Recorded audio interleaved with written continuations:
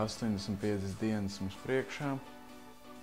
Ideja šobrīd tiek apstrādāta. Uzlīmes šādas uztaisīt ar skaņas ierakstīšanu ir iespējams. Par to, cik tas izmaksās, mums vēl nav īsti skaidrs, bet līdz rītdienai visticamāk mēs visi būsim to noskaidrojuši.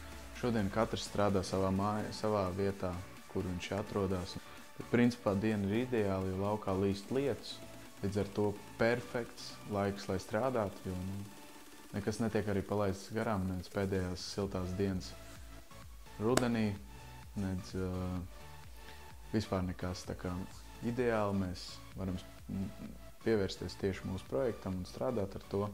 Uzdevums ir tāds, līdz rītdienai mums jānoskaidro visas izmaksas, un principā, kas mums ir nepieciešams, ko mums nepieciešams izdarīt, lai mēs varētu produktu iesniegt Indiegogo.